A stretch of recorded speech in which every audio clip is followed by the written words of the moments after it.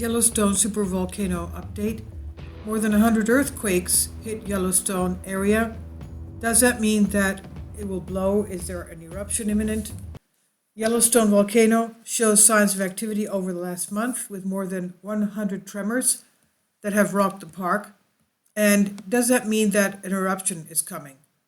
Monitoring services from USGS at the Yellowstone Volcano Observatory found there have been 113 earthquakes in the national park in the past 28 days. The earthquakes were relatively small, with the largest being 2.9 magnitude March 31st. Well, now we know what happened on March 31st. March 31st, towards the night of April 1st, we have the 6.5 magnitude earthquake in Idaho, out of nowhere. Boom, and that was a few days after the March 18th Salt Lake City earthquake of 5.7, boom, out of nowhere.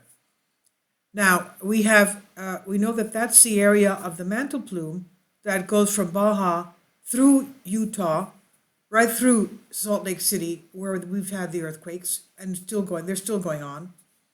We just had a 4.2 yesterday, and you'll see that one of the previous videos on that, you can see the details on that. And then that tangent, that section, cross-section goes right into Yellowstone. And the mantle plume, the magma under there, is very shallow. It's halfway between the Pacific Ocean and Yellowstone, which sits right under Idaho. And we have been told by Mike Poland, the geologist in charge for Yellowstone supervolcano, that the most effect that this will have, the nearby earthquake, which is 190 miles west of Yellowstone, the 6.5 of Idaho, is that it could change the way that the hydrothermal systems, the plumbing systems, the geyser systems, mud pools, the hydrothermal systems of Yellowstone could react. Now, the tremors here were relatively small. As we said, 2.9 was the biggest on the night of the 6.5 of Idaho. But some experts warn that it's not necessarily the size of the earthquakes which is an indicator that a volcano may have an imminent eruption, but the quantity of the earthquakes.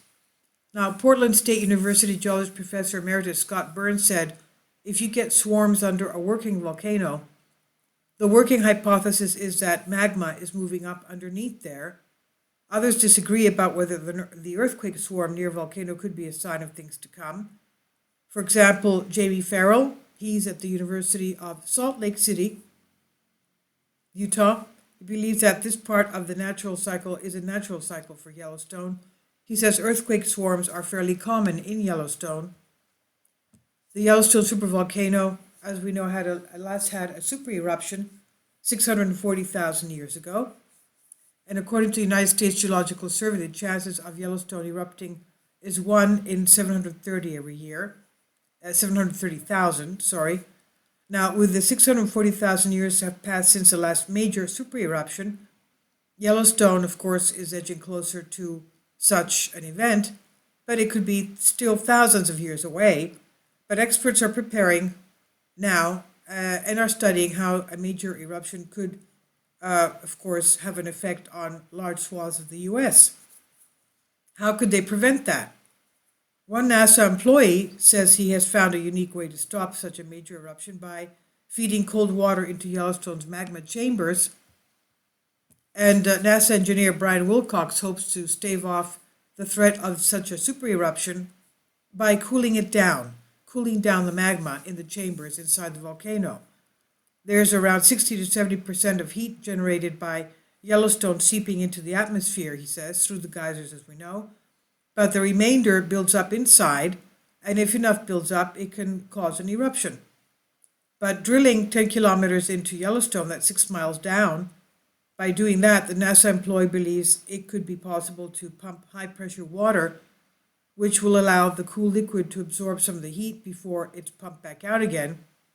And he estimates this would cost about $3.5 billion. This is what he told journalist Brian Walsh in the latter's book called End Times.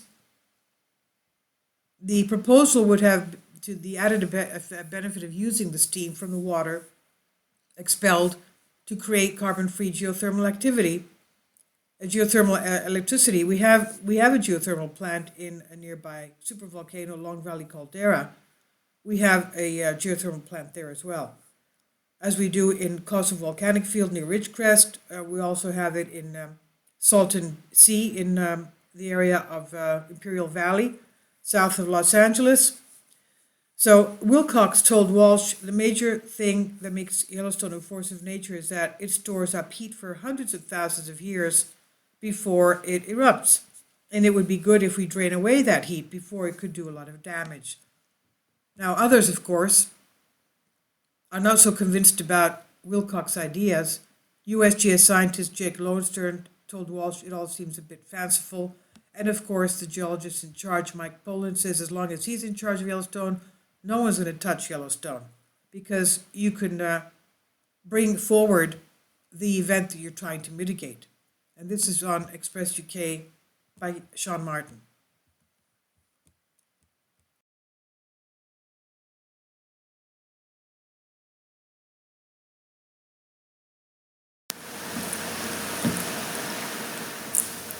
If you'd like to join me on my Patreon account, you will hear content not covered by mainstream media. These riveting stories will be based on my research, and I will state my opinions and give my personal insight on diverse and controversial subjects and world events not covered by mainstream media, and not supported by YouTube guidelines. So whatever I have on my Patreon, most of those will not be on my YouTube channel. Please consider becoming a member today. More of the most significant and important videos will be on my Patreon channel. Your support helps me to continue my research and keeps this YouTube channel alive. And we depend on your support, your generous charity, because we help economically challenged families here in Athens, Greece, in Kapota, and we also help the young generation with university tuition and the community around our church. Thank you.